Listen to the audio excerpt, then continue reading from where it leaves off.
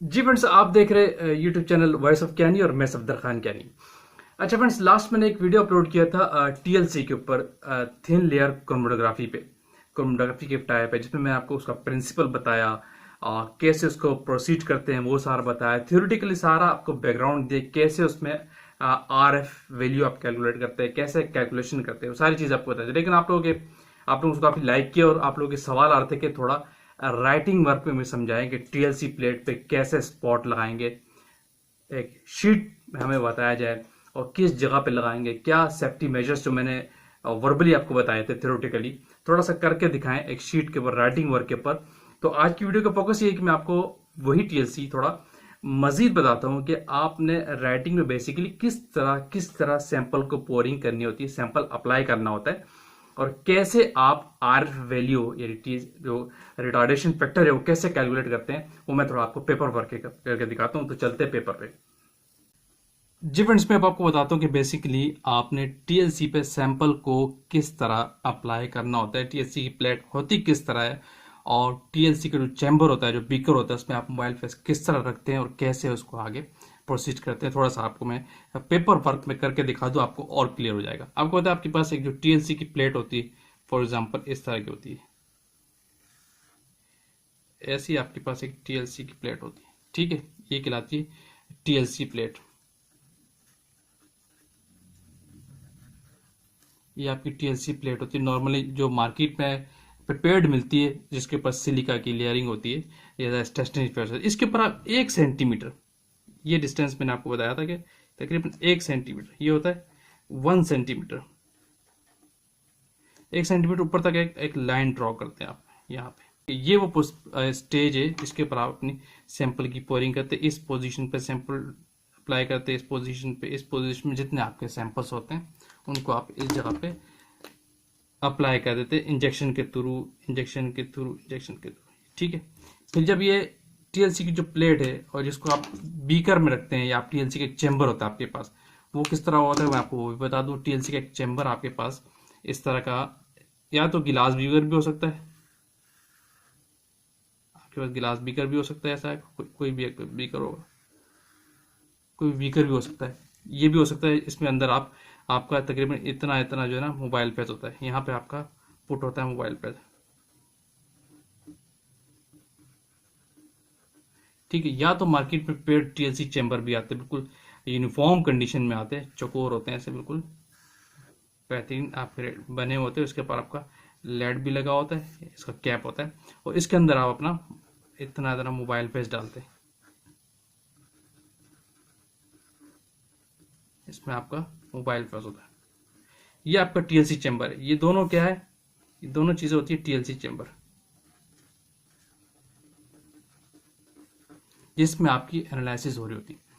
होता क्या है, करते किस तरह, इस जो आपकी टीएलसी की जो ये प्लेट है, ये प्लेट मैं आपको फर्दर बता दूं। यहाँ पे ये जो आपकी टीएलसी की प्लेट है, ये जो आपने टीएलसी की प्लेट ली हुई है, इस पर जब आप सैंपल अप्लाई करते हैं, जब सैंपल यहाँ पे पोरिंग कर देते हैं, तो फिर होता क्या है, फॉर एग्जाम्पल बहुत सारी टीएलसी की प्लेट, आगे मैं फर्दर आपको इमेजिनरी दिखा देता हूँ। यहाँ पे इसके ऊपर ये आपकी बेस लाइन थी, ये सैंपल जो है ना यूं यूं मूव करना शुरू हो जाता है। जितने भी आपके सैंपल होंगे वो ऐसे मूव करने लग जाएंगे, ठीक है। मैं थोड़ी स्लाइड पीछे हो गई थी, सॉरी। यहाँ आपने पोर किया है, यहाँ पोर किया है, यहाँ पोर किया है, तो वो ऐसे मूव करना शुरू हो जाएंगे, सैंपल आखिर तक जाएंगे, ठीक है।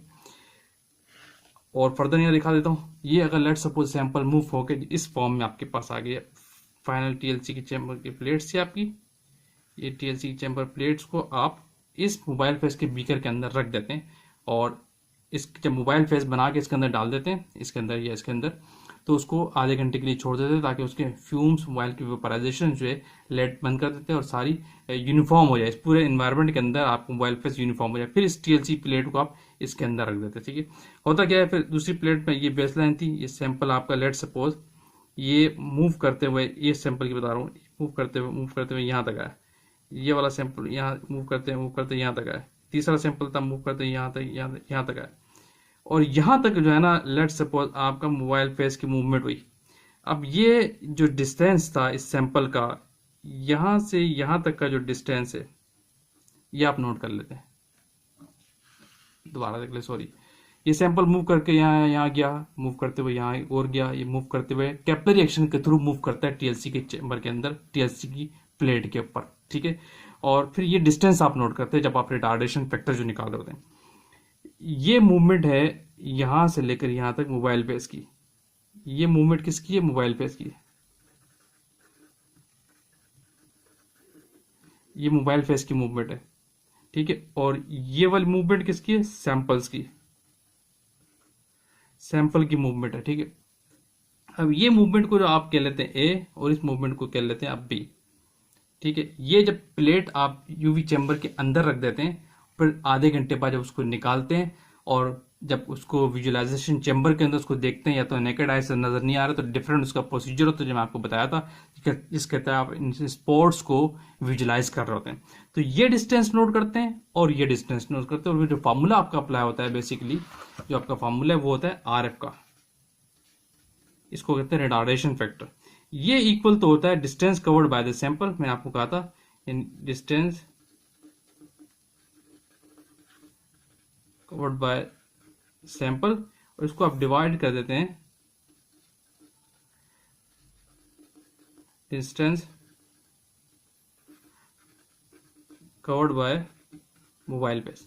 जो मोबाइल फेस से डिस्टेंस कवर होता है, तो होता क्या है बेसिकली, लेट सपोज ये डिस्टेंस हो गई, दोबारा करके देखते हैं, RF वैल्यू जो होती है वो हो जाता है डिस्टेंस कवर्ड बाय सैंपल, क्या था ये वाला, यानी A divide by distance covered by mobile face, यानी जहां तक मोबाइल फेस मैक्सिमम गया, ये वाला मोबाइल फेस का डिस्टेंस, इससे आप डिवाइड करते, तो ये सपोज B था, तो इसके तहत आप RF वैल्यू या TLC वैल्यू या RF वैल्यू आप निकालते हैं। किस तरह कवर करते हैं? वेरी सिंपल है।